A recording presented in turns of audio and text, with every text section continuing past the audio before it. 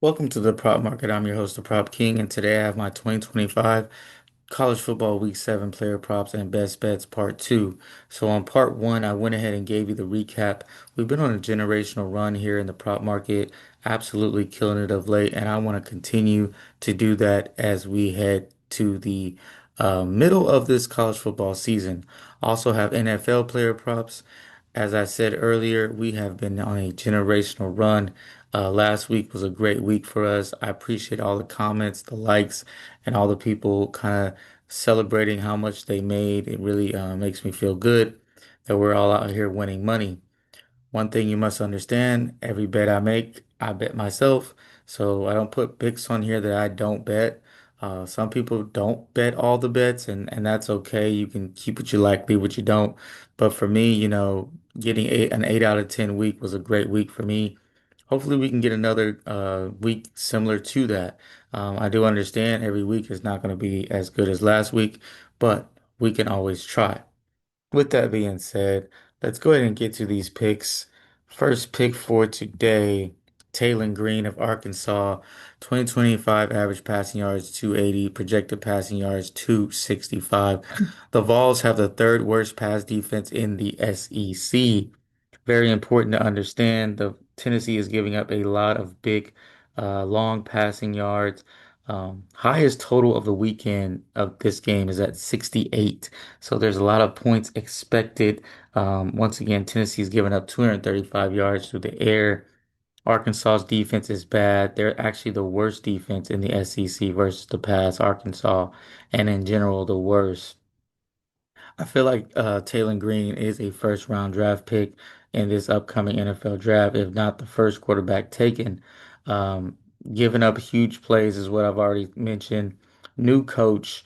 We're getting a 30-yard discount on his average. So, 280 is his passing average. I like him a lot at over 250.5 passing yards for Taylor Green. Next guy we're going with is Nicholas Singleton of Penn State. Average rushing yards is 47, projected rushing yards is 79. Facing a Northwestern team and is the second worst defense versus the run in the Big Ten. So Northwestern has struggled versus the run. Nicholas Singleton has not had a game where he's gotten off this season. In fact, Penn State is coming off two straight losses, so I expect a heavy game running game script for them. They're going to run the ball, ground and pound this game for sure. Only 11 carries in his last two games, which they both lost. So look for them to get him more involved on the ground. He's an explosive back, so he can get to this line in two or three runs. That's the type of speed and ability he has. Hasn't had that breakout game. I expect it here. Give me the over 76.5 rushing yards for Nicholas Singleton. Next guy is Kyron Drones of Virginia Tech. Here's a guy that we picked earlier in the season and he cashed, and I'm coming back to him again. He's a senior, a lot of experience. He's a 14-point underdog here. He's a true dual threat that has not had a good game yet. Now, why is that important? Because here's a guy who's too talented to continue to play this bad. He's a big part of the offense. Georgia Tech won't be able to, I don't think Virginia Tech will be able to stop Georgia Tech from scoring. So that's going to force a game script where Kyron Jones is going to have to do things with his arm and his legs. Um, I expect a huge game out of him, and we don't really need that much. We just need him to play, what everyone expects him to play. Over 224 pass plus rush yards for Kyron Jones. Next guy is Lenore's Sellers. Went with him earlier this year, and he has been struggling. But let's be honest, when we went with him earlier this year, it was his only good game. He's been under this line 4 out of 5 games. So this is another guy where this is a good buy low spot for him. Huge discount number was set as high as 289 this year for this prop. So this prop of pass and rush has been as high as 289. We're getting it at a stream discount here in this opportunity. LSU is giving up 280 yards, but I do expect the LSU offense to also put up points on the board, which will force sellers to be more aggressive and South Carolina to be more aggressive. I love him using his legs. Last year was a back and forth very entertaining game. I expect something very similar. Give me the over 239.5 pass plus rush yards for Lenore Sellers. Next guy is Marcel Reed. He's averaging 28 pass attempts. You see his passing average is 251. I got him projected at 242. Both of them are extremely low compared to what he's actually projected for this week. Florida defense looked real good versus a run versus Texas. I expect them to continue to clog that run. His number has come down 40 yards this week. Two bad games in a row for Marcel Reed. I expect a huge bounce back spot. He has really good receivers, really good weapons around him, good running backs that can catch the ball out the backfield.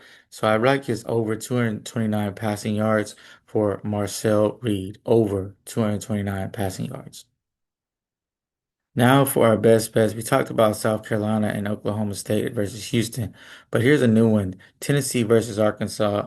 I kind of hinted on it earlier. You got two really bad defenses, bottom three defenses going against each other and some really explosive offenses. You also have quarterbacks that like to take risk. Both of them are turnover prone. Turnovers lead to faster points. I like the over 68 points here for Tennessee versus Arkansas. It's one of my favorite picks of the week. Go ahead and lock that in for your pick. Tennessee versus Arkansas over 68 points.